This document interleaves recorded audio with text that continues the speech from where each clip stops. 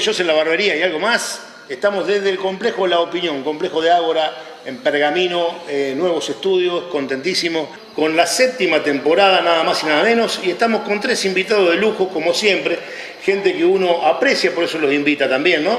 Estamos con los muchachos peronistas, yo le digo los muchachos peronistas, son los tres son todos peronistas.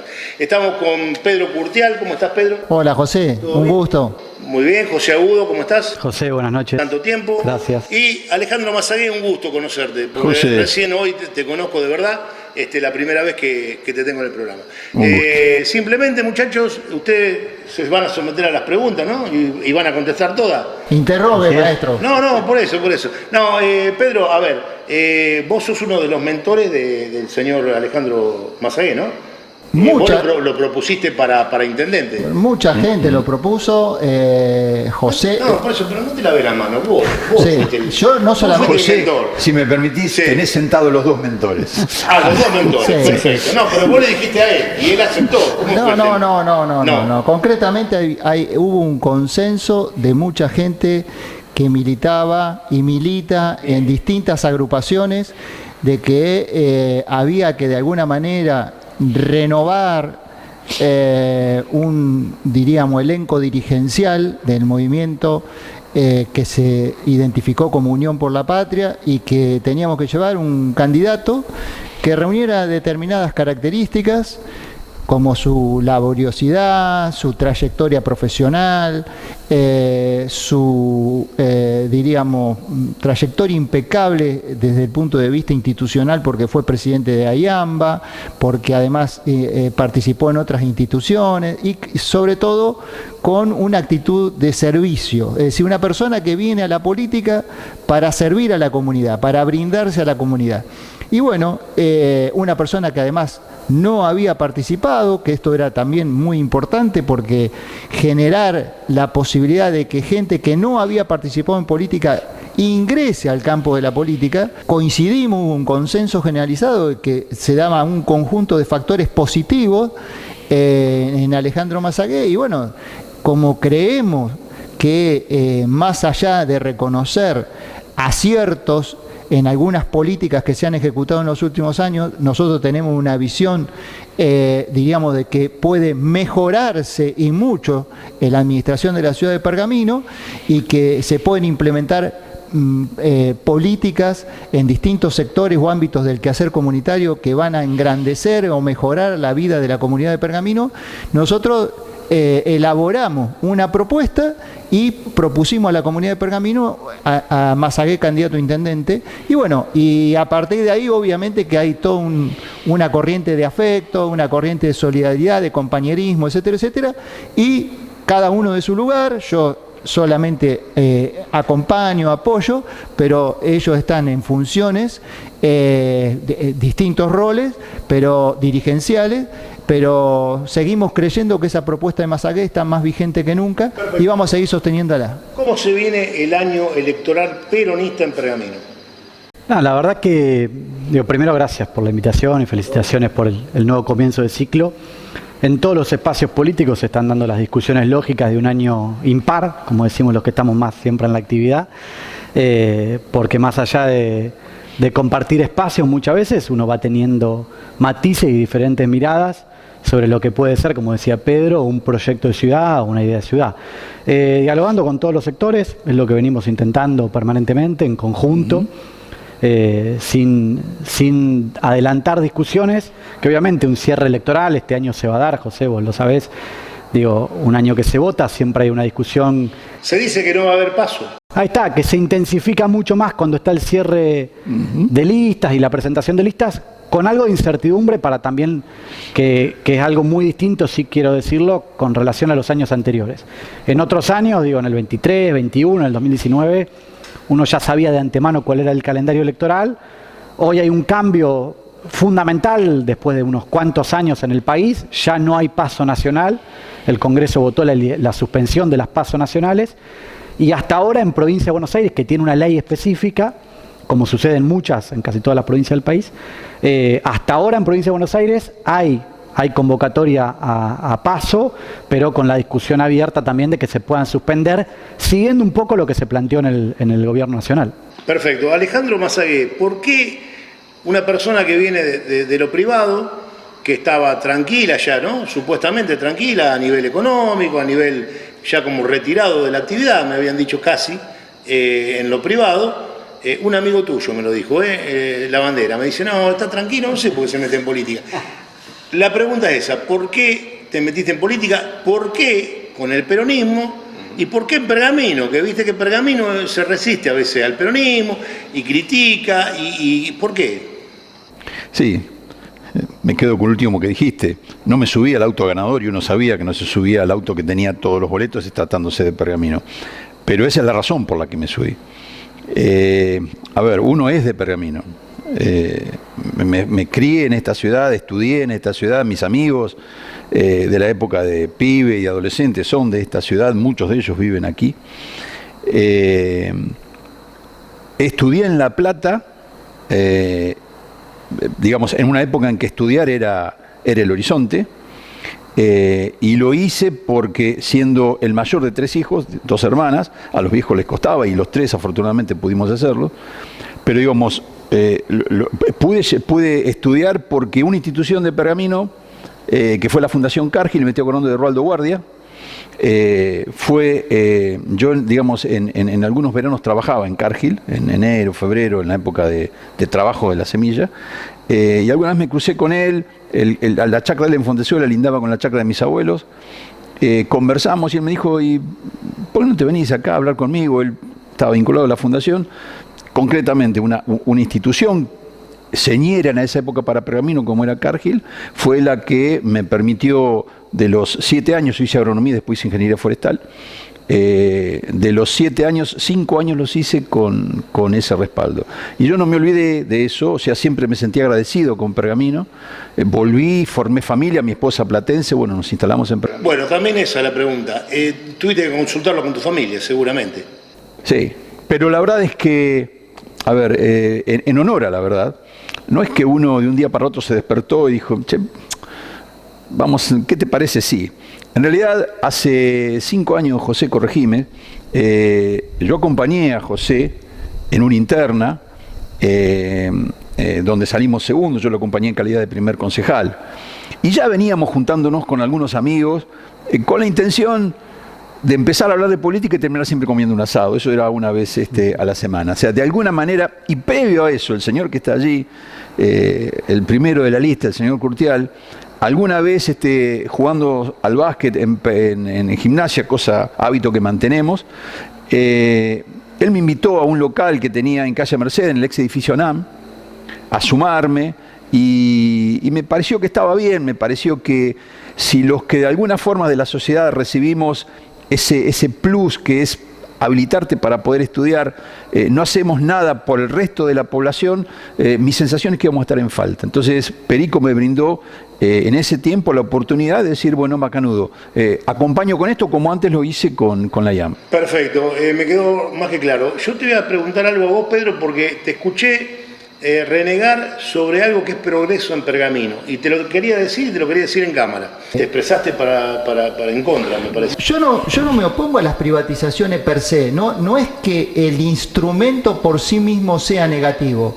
Yo me expresé en contra de privatizar algunos servicios que son absolutamente esenciales que los brinde el Estado. Por ejemplo, los servicios de salud. Cuando en el proyecto original que eleva el Ejecutivo, encabezado por el doctor Martínez, propone la privatización de los CAP, de los centros de atención primaria de la salud en Pergamino, o habilita la participación del sector privado en los servicios de seguridad comunitaria, ¿cierto? Los servicios de seguridad, los servicios de salud, como también en el caso concreto de la pileta, por ejemplo, que soy testigo de cómo se gestó esto en la época de Alcides Sequeiro, que fue el mentor de crear el natatorio municipal. Entonces yo me expresé que no era correcto, no es una buena política que los servicios que tienen que estar a cargo del Estado por ejemplo, en el caso de la salud, se privatice y lo tome un privado. ¿Por qué? Fíjate lo que te voy a comentar. Los camiones de la basura, ¿sí? Llegaban a buscar el volquete, hacían un ruido bárbaro, se estaban desarmando. Ahora hay una empresa de San Nicolás, la cual obviamente se le paga un canon, que lo pagamos todos los pergaminenses. Empezó a acomodarse, al principio le sacaban mano de un medio que yo detesto, le sacaban mano. ¿Por qué? Porque está... Pero es fácil, vos vas un día feriado, sacás una foto de un container, todo lleno de basura, bueno, y podés salir a hablar al pedo. Entonces, vos ahora lo ves, en la esquina de mi negocio, por ejemplo, para el camión, silencioso, nueva, la unidad, todo.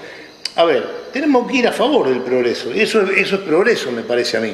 Veremos, escúchame, el pergamino ya se experimentó precisamente también en la época del gobierno de Sequeiro, se privatizó el servicio de recolección de residuos urbanos y terminó en que se volvió a municipalizar porque después al cabo de unos años, no solamente que era impagable el canon que pretendía la empresa privada, sino que había quejas de todo el vecindario. Entonces, si la municipalidad demostró al cabo, porque se volvió a municipalizar en la época de Cachi Gutiérrez, y durante una década y pico funcionó bastante bien, y en la época de Martínez se introdujeron mejoras, como por ejemplo, que yo estoy a favor de esos contenedores que se ponen en las esquinas.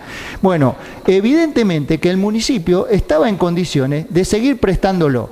Ahora veremos cuál es el costo, porque acá no se ha dado ninguna explicación. Yo no leí el pliego de base y condiciones de la licitación, de cuál es el canon que va a pagar la municipalidad. Desapareció del debate público cuál es el costo que va a tener para la comunidad de Pergamino la privatización del servicio. Entonces, yo no creo en que todo lo privado es mejor que lo estatal, ni que todo tiene que ser estatal. Nosotros tenemos que encontrar como comunidad un equilibrio. Hay servicios esenciales para la población que sí o sí los tiene que brindar el Estado. El Estado no puede renunciar, abdicar de brindar servicios de educación, de salud, de seguridad, etcétera. Entonces, por eso me manifesté en contra de un proyecto que de alguna manera dejaba o pretende dejar a la municipalidad como un ente. Lo nuevo se va a dar así también, Pedro, me parece a mí. ¿O no, José? Porque ahora la política de Milei es esa también. Ahí está, digo. Habrá que ver si esto, como dice Pedro, porque es real que son muy recientes, los procesos licitatorios son muy recientes y la prestación por parte del privado es muy reciente. Habrá que ver si esto se trata de una nueva moda, por así decirlo. Digo, en los 90, y vos lo mencionás, en los 90... en Argentina se privatizaron las telefónicas, terminó siendo un servicio muy complejo y que se hizo harto costoso. Se privatizaron los trenes y fue una de las cuestiones que terminó consagrando el desarme casi por completo de todas las vías férreas, que eran modelo en Latinoamérica, incluso comparable a niveles de países europeos. En algún momento el desarrollo que tenía el tren en la Argentina y la privatización de los 90... Alguno que ha podido viajar por el interior de nuestro país, llegarse a San Luis, Mendoza, Bariloche, San Juan, Río Negro, hablar con coterráneos de ahí y decirte nuestro pueblo tuvo vida hasta que pasó el último tren. Y de ahí empezó la decadencia. Y eso lo generó la privatización de los trenes. Y con respecto a lo puntual, vos mencionabas recién lo de recolección de residuos.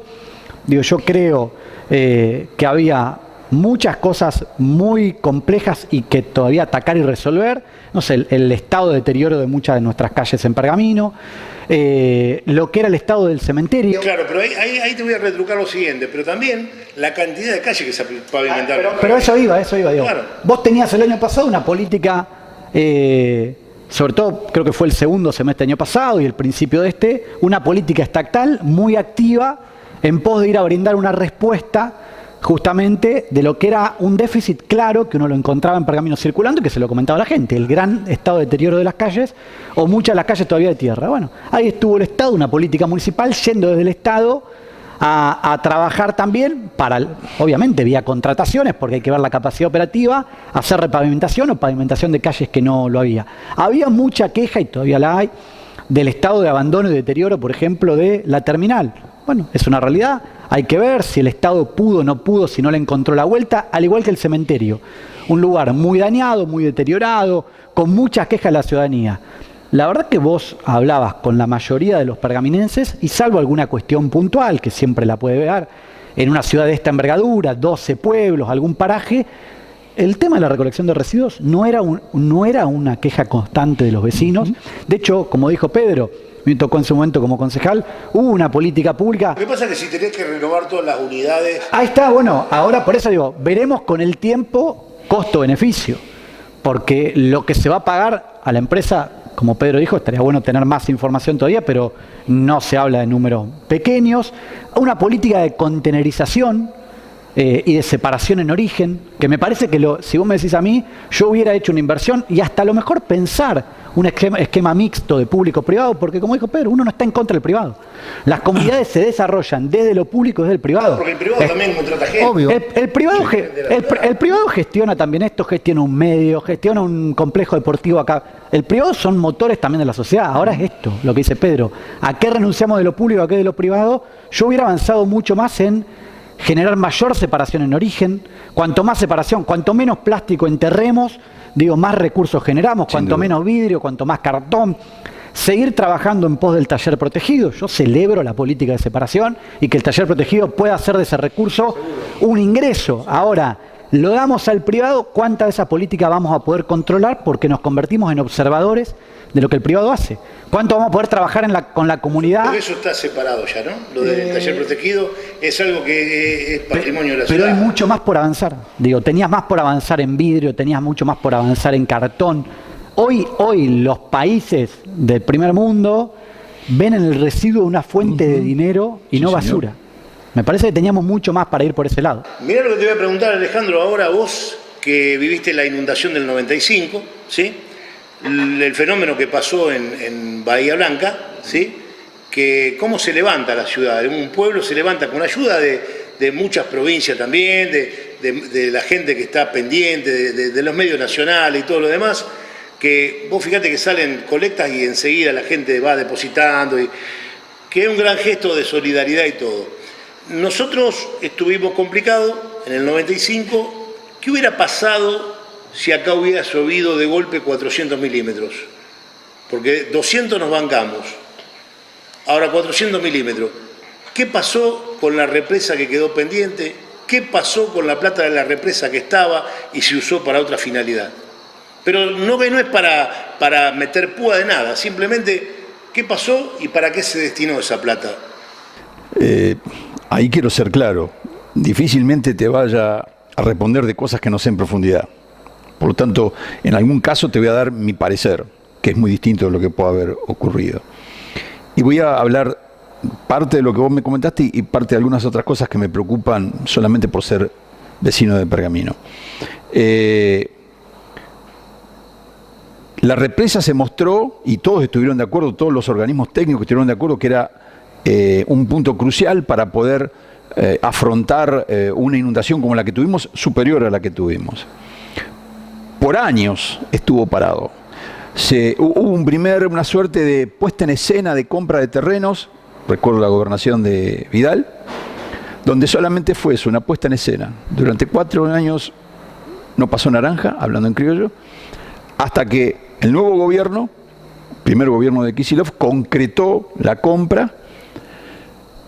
Algo fue muy tortuoso, porque hubo alguien que no quiso vender. Sin embargo, las obras en el sector que se compró comenzaron. Desconozco la parte que vos mencionás o aludís respecto a si había dinero, si se difirió para otra cosa. La verdad es que te guitarrearía y no. Luego, María Eugenia Vidal gestiona un crédito del Banco BID, ¿sí? El Banco Mundial. Bueno, ese crédito llega En realidad es así, a manos del gobernador. Completo lo que dice Alejandro. Quiero agregar después, terminar y una cosita que te quiero comentar. La provincia anuncia el supuesto inicio de una obra, María Eugenia Vidal y Javier Martín en ese momento, y no estaban expropiados ni siquiera los terrenos todavía. Lo que dice Alejandro es absolutamente real. Hubo que hacer procesos expropiatorios que no le permitieron a la gestión de Axel Kicillof ingresar a alguno de esos terrenos hasta bien avanzada su gestión, porque los dueños de las tierras donde hay que construir la presa seguían en propiedad y en posesión. Hubo que continuar los juicios de expropiación Cuando alguien se niega y hay una utilidad se niega a vender y hay una ¿Qué utilidad pasa pública. con eso? ¿Qué? ¿Se le tira muy abajo el valor de la propiedad? No, al contrario. De hecho, Utilidad pública. otro ejemplo de los que fueron expropiaciones y exitosas en algún caso, que se llegó en muy pocos casos, porque en la mayoría fueron conveniadas las ventas, tiene que ver con muchas de las tierras que se utilizaron para la autopista, obra que también se logró concretar en la gestión nacional anterior, y los valores son a tasaciones interesantes. Y lo que vos decías, hubo un crédito, hubo una gestión de un crédito otorgado, que lo que le da al gobierno que obtiene el crédito es un plazo para ejecutar la obra. Si el gobierno no puede después ejecutar esa obra, corre riesgo, ahí sí está lo que vos planteás, corre riesgo el mismo gobierno provincial, quien lo esté ocupando en ese momento, de perder la posibilidad de utilizar ese dinero. ¿Qué pasaba? El crédito se había gestionado, pero en aquello que lo tenías que usar, que era la presa, era de imposible realización. No podía entrar siquiera a la provincia a los terrenos, porque no estaban ni siquiera todavía expropiados los terrenos. ¿Cuál fue la decisión de nuestro gobernador? Más allá de crédito BID, no crédito BID, concretar la obra. Se está avanzando en la incorporación de esa obra al presupuesto provincial, pero salgamos, porque esto es algo que lo va a ver la gente hoy, mañana. Mañana cuando salga, si usted está circulando por Boulevard Ugarte y se enoja porque hay tierra, que Boulevard Ugarte está con algún pozo, tiene que esquivar alguna valla, están haciendo la ampliación del Chuchú. sepa que la obra más grande de los últimos años en Pergamino, miles de millones de pesos, la está ejecutando el gobierno de Axel Kicillof.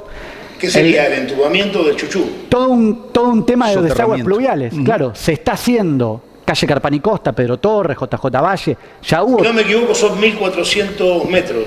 Hubo todo un trabajo en ese sector y ahora se está trabajando en Boulevard Ugarte. Miles de millones de pesos que no son un anuncio, que no son un cartel. Que no se ven porque están enterrados. Que se están ejecutando eso. Y como dice Alejandro, que son esas obras que nadie quiere hacer.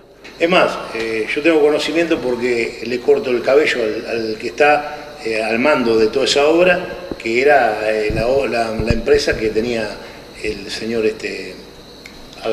Grondona. Sí, es una empresa local, o sea, inversión provincial, empresa local, y menciono algo que me parece importantísimo, por el otro día se lo decía a alguien, y vos mencionabas la inundación del 95. Mano de obra local. Mano de obra local, vos mencionabas la inundación del 95. Calle Venezuela, ¿no? Paralela de la ruta 188, Venezuela, San Luis, Catamarca, hubo gente que estuvo arriba del techo de su casa en el 95. A 2 o 3 cuadras de donde hoy se están enterrando caños, hubo gente que hace 30 años por supuesto, tuvo que estar arriba. Bueno, vivo del otro lado, sí.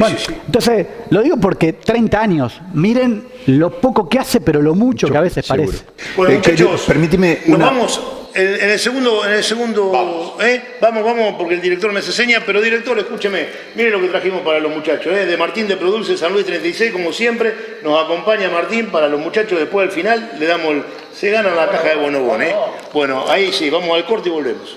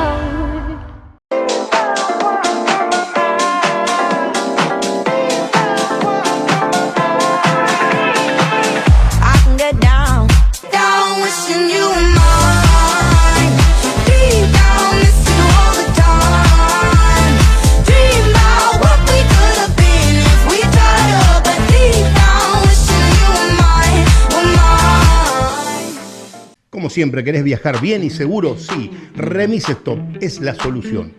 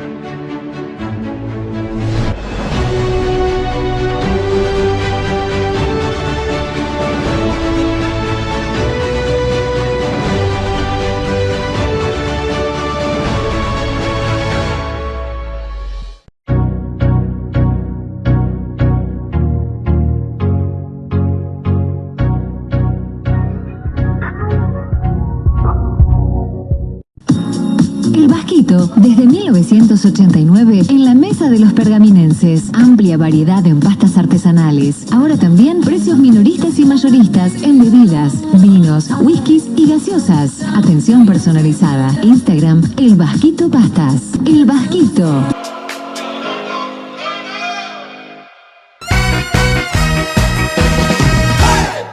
Segundo bloque de Yo en la Barbería y algo más. Estamos desde el complejo La Opinión, complejo de Ágora, en Pergamino, nuevos estudios, contentísimo. Te voy a permitir que me digas lo que quería decir en el bloque anterior, Alejandro. Porque hacíamos mención a la inundación y bien José mencionaba toda la obra que se está haciendo, que no se ve, que está enterrada y que sin duda es parte de la solución. Yo te voy a hablar de algo que es parte del problema. En la época de la inundación yo vivía a pocas cuadras, a 100 metros del puente de la Virginia, y seguramente muchos recordarán que ese fue uno de los lugares más complicados. Por mi actividad, vinculada al ambiente rural, me voy al campo y suelo ir hacia San Nicolás. Y tengo muy claro, allá en la intersección de la Ruta 32 con la 188, el mar de agua que había ahí. Y hoy veo los countries que se han armado, y hoy veo el canalcito que quedó en el medio, y me pregunto, si llueven 300 o 400 milímetros como Bahía, la pregunta que te hiciste vos, que no estamos excepto. ¿A dónde va a quedar toda esa gente? Y entonces me vuelvo a preguntar, ¿y quién habilitó a que todo eso esté hoy como un lugar urbano? ¿Quién dio la habilitación para eso? ¿Quién le va a dar las explicaciones al habitante que hoy está ahí a 50 metros de un canal cuando tenga 2 metros de agua en su casa? Eso no dependía del gobernador, eso dependía de las autoridades de Pergamino, y sin embargo se omitió. Me preocupa más que hablemos de las cosas que tienen que ver con los pergaminenses. ¿Toda esa zona corre peligro de inundación? No, estuvo inundada. Pero por eso, pero con todas las obras que se hicieron ahora, con el dragado del arroyo, con todo eso, corre... Esa zona, por la densidad poblacional que tiene, por el ancho que dejaron del canal las empresas que hicieron los loteos, a mirada de quien te habla, están en serio riesgo, en serio problema. Estamos diciendo, por ahí te contradecís también, porque si estamos diciendo que con esta obra que están haciendo desde el gobierno de la provincia de Buenos Aires, se terminaría la inundación. No, ¿sí? no. Las obras los desagües pluviales vienen a contribuir para evitar posibles obviamente desbordes. Viene a paliar. Claro, viene a paliar. Pero va a ser una obra de puta madre. Sin duda es enorme, digo, pero aparte, digo, lo de Bahía es absolutamente inexplicable. No había obra. Y te pregunto, porque estamos hablando de los barrios estos de allá, a ver, de enfrente de la policía. La zona norte, sobre Ruta 32. Sobre Ruta 32, de enfrente de Infantería. Sería la Guadalupe. No recuerdo los nombres. La Guadalupe. Bueno, que ese barrio no se va a ver beneficiado con esto. Va a llegar hasta por allá. Toda la zona norte se va a ver beneficiada con esta obra. Ahora, yo lo que quisiera... Si tenés 400 milímetros, no te alcanza. Es aprovechar, José, este tema que sacaste vos, de lamentable actualidad por lo que está pasando en Bahía Blanca, porque me parece que nos tiene que hacer reflexionar sobre una cuestión que tiene que ver con esta pregunta que me hiciste hoy vos del tema de las privatizaciones. Los argentinos, lamentablemente, tenemos una tendencia a bandearnos, a irnos de un extremo al otro. Es decir, un día nos levantamos y aparece un gobierno que dice acá hay que privatizar todo porque el Estado no existe y al Estado hay que destruir. Pero eso toda la vida fue, nunca hubo política de Estado acá, por eso estamos como estamos. Bueno, entonces ahora vamos a esto. ¿Por qué no reflexionamos como lo están haciendo en este momento en el dolor y en el sufrimiento la gente de Bahía Blanca, sobre la insensatez de lo que está ejecutando, proponiendo, llevando adelante el gobierno de Milei de haber eliminado la obra pública en la Argentina, en la provincia de Buenos Aires y en Pergamino financiada por el Estado Nacional. ¿Vos creés que acá puede haber un privado que venga a hacer la represa? No. No, yo creo que eso ya lo hablamos. Yo creo que ya lo hablamos porque, o sea, tenés que tener, si sos privado tenés que tener un beneficio. Pero por supuesto. No, nadie va a invertir más, ¿no? Entonces, nosotros tenemos que, estas tragedias, ¿cierto?, que ha costado, se sabe por ahora, 16 muertos, entre otras dolores que está sufriendo la gente, también se debe a que, por ejemplo, si vos negás la existencia del cambio climático, cuando todos los científicos están diciendo de que va a volver a ocurrir y cada vez más frecuentemente este tipo de catástrofes naturales por el cambio climático, y tenés un Estado que deserta de su obligación de hacer obras públicas, ¿cierto?, que desfinancia absolutamente la obra pública, estamos yendo no solamente en contra de la evidencia científica, sino en contra del sentido natural. No es necesario ser un científico para darte cuenta que solamente un Estado puede financiar este tipo de obra.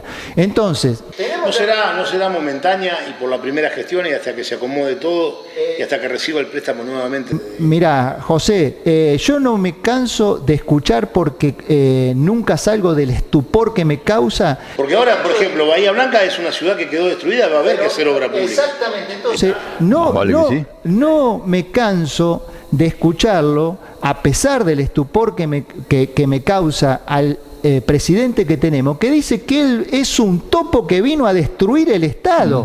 Entonces, ¿qué obra pública va a esperar de una persona que dirige el Estado que viene a destruirlo?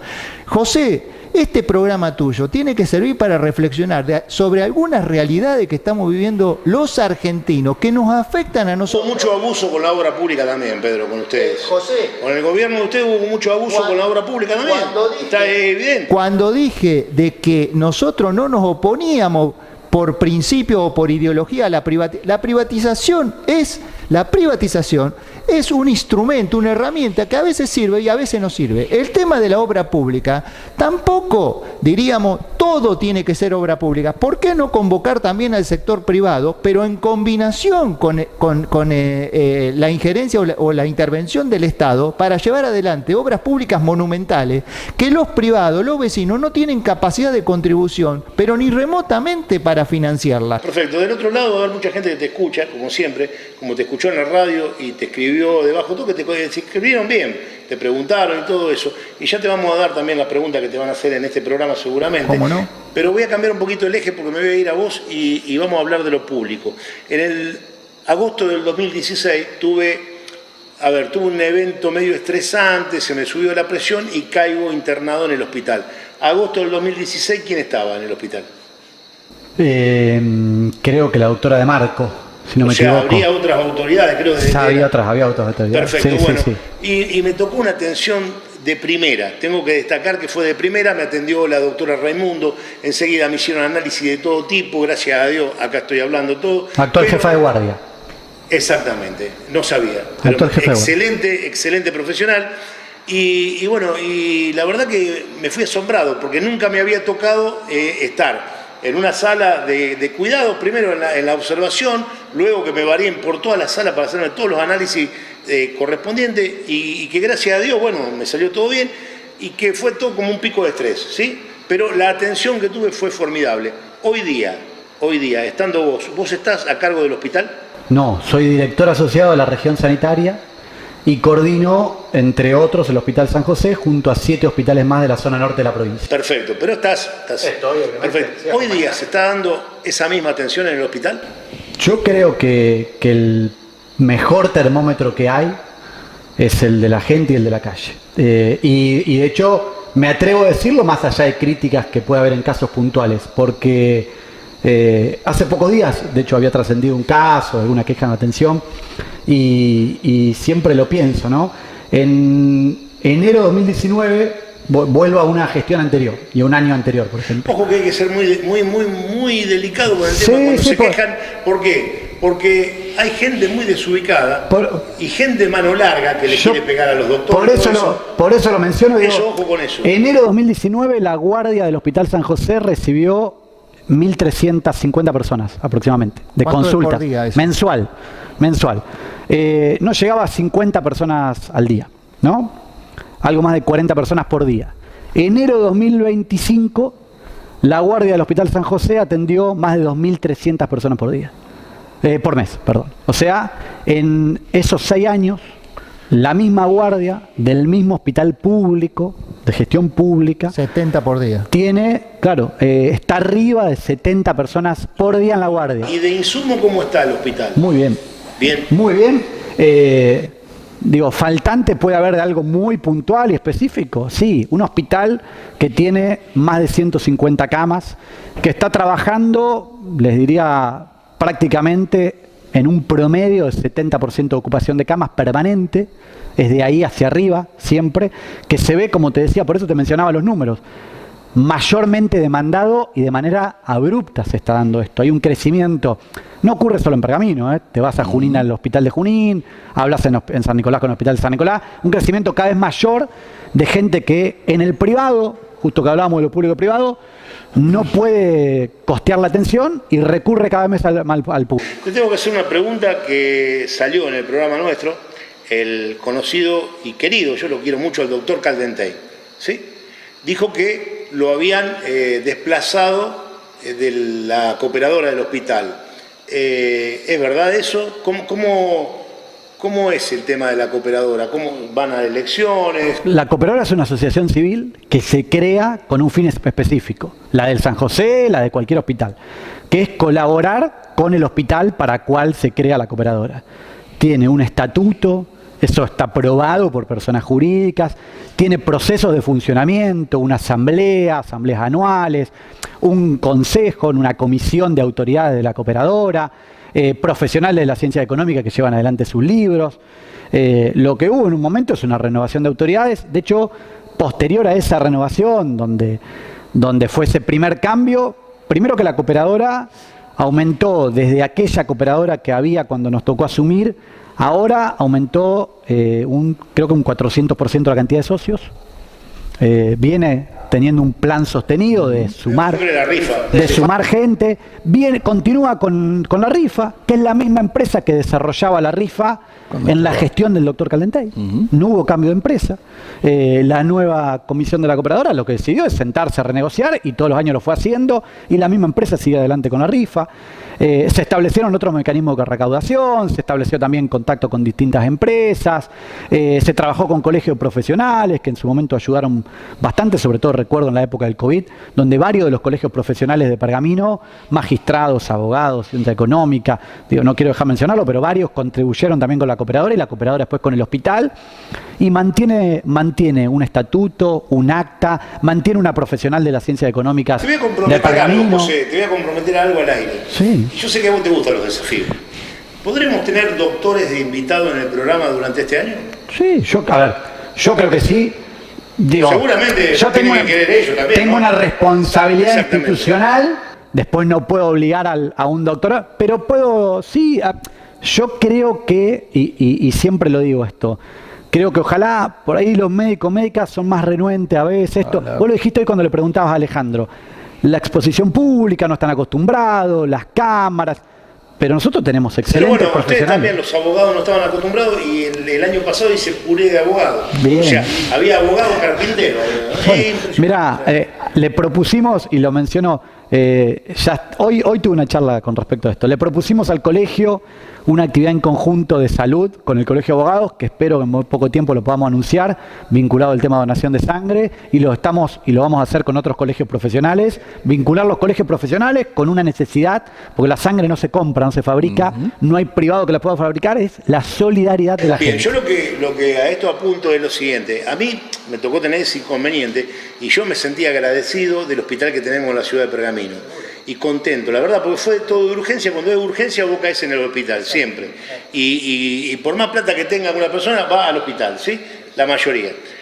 Por eso, a mí me interesa que esté el gobierno que esté, las políticas que estén, no me importa un carajo. A mí me interesa que el hospital que tenemos en la ciudad de Pergamino funcione bien, que es de todos los pergaminenses. En este momento ese hospital, está en plena ejecución, comenzó hace pocos días, una obra que es la obra más importante que vamos a hacer desde que estamos en la gestión, la unidad coronaria, que es la única unidad coronaria de Pergamino, la que está en el Hospital San José, va a tener un nuevo sector del hospital, una obra muy importante para brindarle condiciones de trabajo dignas y eficientes a los profesionales y va a aumentar la cantidad de camas. Yo sé que esa parte, pero la Fundación Barro también tiene que ver ahí al costado de los... Trabajamos con el Centro Oncológico, Exacto. con el COP. El COP se gestiona entre una fundación y el Ministerio de Salud. Nosotros cogestionamos en el Centro Oncológico todos los profesionales que a la mañana quien va al Centro Oncológico Calle Monteagudo se encuentra, las oncólogas, hematólogos, ginecóloga, enfermera, personal administrativo, son empleados del Hospital San José. Usted va al COP a la mañana, va al Centro Oncológico a la mañana y toda la gente que lo atiende y que hace su quimioterapia y demás, es personal del Hospital San José. Trabajamos en conjunto y a toda esa gente le paga el sueldo el Ministerio de Salud de la Provincia de Buenos Aires. Bien, ¿está la fundación de Martita Trota también? Sí, y trabajamos en conjunto también, trabajamos en conjunto con la Fundación de Andra Barros, trabajamos en conjunto con el COP. Digo, hoy lo decía Pedro, la salud es una de las cosas, si no la más importante que tiene la gente. Y tenemos que poder ser... Ahí es donde lo que me interesa a mí, que estemos todos unidos con el tema de la salud siempre, ¿sí? Alejandro, simplemente, ¿qué te gustaría? A ver, si vos hubieses sido intendente, ¿qué te hubiese gustado cambiar de la ciudad? Porque a mi entender está todo progresando y va todo para adelante. Yo no veo las cosas negativas, yo siempre veo todo lo positivo que se va haciendo día tras día. Y vuelvo a repetir, sea el gobierno que sea, a mí me interesa que la ciudad progrese, y que progrese para bien. Está bueno eso que decís. Obviamente que sí, que hay cosas que hubiese querido cambiar. Te voy a ser absolutamente honesto. Cuando me metí en esto, cuando de alguna forma acepté lo que me propusieron compañeros, amigos, uno tenía una visión de la ciudad acotada al lugar por donde uno habitualmente se mueve. Y uno no se movía por La Guarida, no se movía por el Kennedy, no se movía por... Y la verdad es que Tupac, ahí detrás del cementerio, hoy estábamos mirando hacia atrás y decíamos, che, qué lindo Pergamino, sí, esta parte es muy bonita. Hay una parte de Pergamino que no es como lo que se ve desde esta ventana. Hay una parte de Pergamino... Se pavimentaron todos los barrios, se le pusieron LED a todos los barrios. Que vos puedas estar pavimentado... Cloacas. Por ahí no tenés cordón cuneta, te puedo asegurar que en muchos es así. Es una cuestión. El tema es cómo vive la gente. O sea, vos podés vivir en un palacio, pero comer arroz con suerte hasta el día 15. Yo a Pergamino lo que hubiera dado es mucha más atención a lo que es la falta de trabajo. Desde mi punto de vista, toda esa zona tiene la vida que tiene porque Pergamino no ofrece oportunidades laborales. En Pergamino hace rato que no hay instalación de fábricas. Los que tenemos ya algunos años, y nosotros los tenemos, nos acordamos de Anam de Pergamino, nos acordamos de Tanque Milei, nos acordamos de Fangio, nos acordamos de Burrone, de tantas empresas, de Couto, de tantas empresas que hacían que esto fuera la perla del norte. Está bien, pero con el tiempo le fue mal a esas empresas también, muchas quebraron. Macanu, vos me decís le fue mal. Yo me voy a Salto. Salto no tiene esta situación. Me voy a Recife, que ni siquiera es del color, no tiene esta situación. Estamos hablando, exacto, yo te entiendo, pero estamos hablando de Salto, que debe tener 25.000 habitantes, a Recife 30, son ciudades mucho más chicas. ¿Nos vamos a San Nicolás o nos vamos a San Pedro? Venado Tuerto. Venado, de un corte muy parecido al de Pergamino. Entonces, voy a tratar de redondear la respuesta a tu pregunta. Yo me hubiese dedicado a que Pergamino, a gestionar para Pergamino las oportunidades laborales que para mí Pergamino le faltan, porque eso le va a cambiar la vida al grueso de los pergaminenses. Y entonces sí, los barrios no solo van a tener cloacas y los vecinos se van a preocupar por mantenerlo y van a embaldosar la vereda y no van a ser veredas de tierra. Y la seguridad... Esto te lo tengo que decir sí o sí. ¿No crees que también hay mucha gente que viene muy mal acostumbrada de cobrar planes, de cobrar todo, asistencia por hijo y todo lo demás, y deja también un poco relegado el trabajo y se echa un poquito más al digamos, total, yo tengo tantos hijos, me pagan tanto por hijo. Te pregunto porque es la pregunta del millón. Creo que hay mucho de prejuicio, aunque no quita que pueda haber algo de verdad en lo que decís. Pero generalizar desde ese punto de vista, yo no creo No, te pregunto si puede haber mucha gente. No digo yo creo que algunos puede haber. Es una mínima parte. ¿Por qué? Por una cuestión lógica. Nadie elige vivir con 50.000 pesos y trabajando puede vivir con 500.000. ¿Cuánto creen ustedes que es un plan? Ahora le pregunto a los tres, y con esto nos vamos ya al tercer y último bloque. Los jubilados nunca fueron millonarios, chicos. Los jubilados están mal ahora, estuvieron mal antes, siempre estuvieron mal. ¿Por qué creen ustedes que está pasando lo que está pasando con los jubilados? Yo lo digo, puedo decir, al menos por experiencia, si querés. Después de que me haya tocado gestionar el PAMI en un momento, por ejemplo. Hoy lo que tiene que invertir un jubilado, el grueso de los jubilados, con cobertura PAMI, por ejemplo, en medicación, es absolutamente distinto y mucho más que lo que tenía que invertir hasta diciembre de 2023. Absolutamente. La importancia de la cobertura en medicamentos en un jubilado o jubilada, cuando a determinada edad empieza a ser mucho más importante, dónde está el pastillero, cuáles son las medicaciones que tengo que tomar, que incluso lo alimentario, que también se ve muy golpeado y lo afecta, es absolutamente dispar. Y algo mucho más grave todavía en los jubilados. Cuando se habla de la inflación y Milei, los logros de Milei, bajó la inflación. Digo, podemos decir que se bajó en determinadas cosas. Ahora, nadie puede decir que del 100% de lo que entra en ese hogar, un jubilado o un trabajador, digo, la inflación fue lo mismo, por ejemplo, en la luz, fue mucho mayor, o en el gas, fue mucho mayor, cosas que el jubilado no puede dejar de pagar.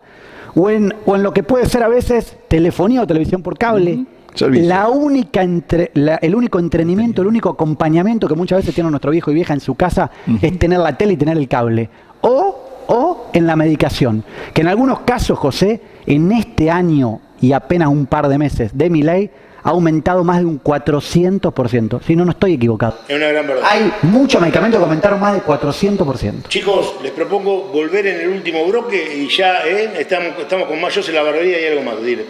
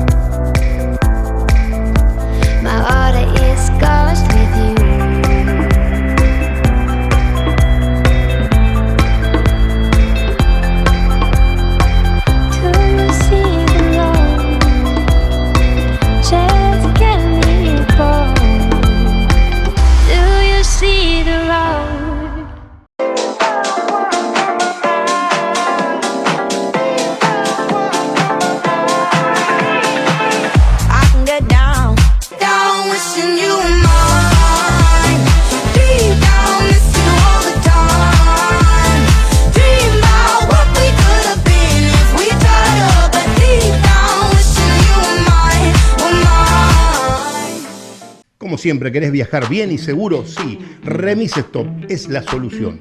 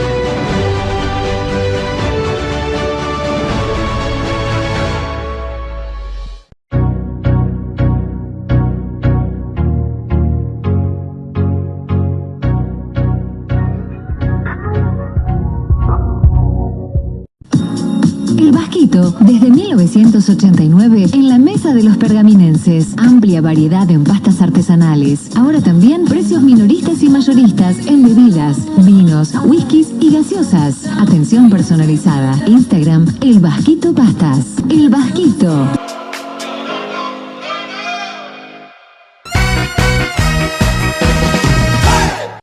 Tercer y último bloque, y ahora sí, chicos, yo a ustedes les voy a dar una caja de bonobón a cada uno de San Luis 36, Martín de Produce, que nos provee los regalos para los invitados. Pero antes voy a hacer una pequeña reflexión de cada uno, porque yo ya pregunté, ahora hablen ustedes. ¿Qué quieres decir? A ver, para finalizar el programa. Son tiempos donde las reflexiones por ahí abundan, pero en particular, me quedo con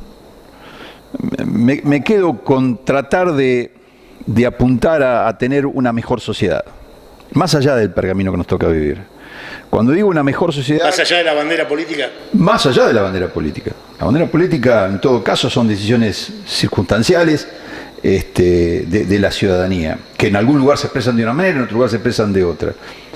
Pero no perdamos el respeto. O sea, que Alejandro Massagué felicita a Javier Martínez por algunas cosas que ha hecho Javier. Absolutamente. Ha hecho bien.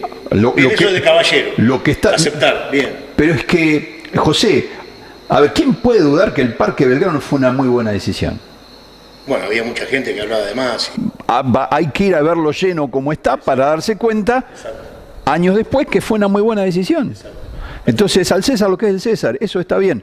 Pero fuera de cuestiones puntuales como esa, me parece que nuestra sociedad, y me refiero a Argentina, hay una retracción en los valores, en la educación, en el respeto, en que las cuestiones se pueden zanjar conversando, que podemos mantener diferencias justamente, pero primero está la charla, debe haber cosas en las que seguramente estamos en común. Me parece que la solución no es aniquilar, no es eliminar al que piensa distinto. Esta sociedad ya pasó por esa etapa. Bien. Y así no fue. Bien. José. Creo que, hablando en parte en la nota, se dio, y vuelvo a agradecer la posibilidad, digo, lo público, lo privado.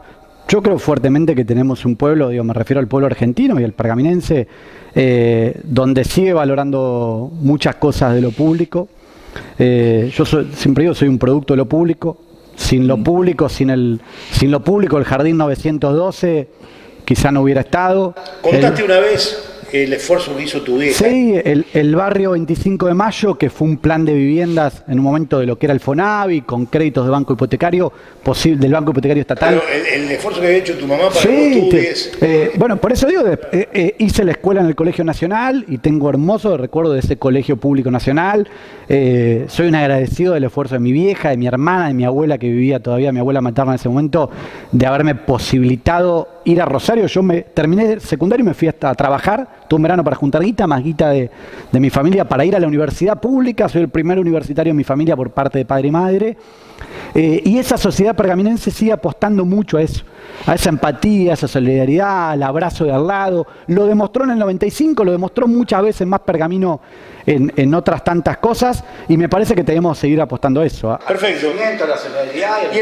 Y el amigo Pedro, que no te va a ir muy lejos, por favor, que tenemos que cerrar. Cortita y al pie. Ahí está.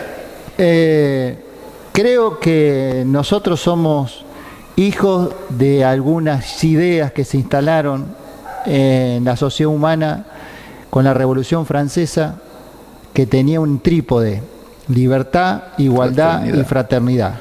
Hoy, ¿no?, se proclama la libertad y está muy bien, pero se olvida la igualdad y la fraternidad. Nosotros debemos construir, y más en Pergamino, que somos privilegiados porque estamos asentados en las tierras más ricas. Tenemos una ciudad de puta madre, divina. Muy bien, pero además de eso, tenemos un Estado nacional, provincial y municipal capaz de llegar a todos los vecinos con un montón de asistencias y servicios, y también con dinero, porque lo que no se tiene en cuenta a la hora de criticar al Estado es la cantidad de dinero que mensualmente se vuelcan a través del ANSES, de sueldos, de servicios públicos, a la economía de nuestra ciudad. Tenemos un departamento judicial que solamente abastece a 150.000 habitantes entre Colón y Pergamino, un hospital ejemplo en la provincia de Buenos Aires. Tenemos servicios como lo del INTA, como la Escuela Agrotécnica. Tenemos tantas cosas que nos hacen un lugar potencialmente donde no puede haber tanta desigualdad social. Esto que decía mi amigo Alejandro Mazagué, de que necesitamos una ciudad donde las posibilidades de crecimiento personal y familiar estén mejor distribuidas, mejor repartidas, no una ciudad que cada día se segmente y se fraccione más, donde solamente una parte de la población puede llevar adelante sus sueños, sus expectativas, sus propuestas y sus proyectos. Salieron a la luz montones de emprendedores, se hizo la Feria del Emprendedor. Correcto. Y cada vez más emprendedores. Muy y bien. Esa gente gana plata. Pero no solamente eso es positivo. Tenemos que, como comunidad, nadie se salva solo. Tenemos que entender que nos salvamos entre todos o todos terminamos hundidos. Este es mi mensaje en un momento donde pareciera que lo que impera es el individualismo extremo. Yo apuesto al conjunto de la sociedad, a un proyecto comunitario, a una comunidad que se realice donde cada individuo también puede realizar su proyecto personal. Perfecto, lo podemos dejar así porque no es la última vez que te voy a invitar. Este es el primer programa, imagínate que tengo todo el año, así que los voy a seguir invitando. Muchachos, gracias por venir. José, gracias a vos por tu tiempo. Gracias. Nos espera Pergamino Vázquez ahora. Bueno, que hay playoff. Perfecto, gracias. Gracias, chicos. muy amable. Saludos. Director, esto fue programa 256 y con los muchachos peronistas, ¿sí? Nos vamos al programa 257.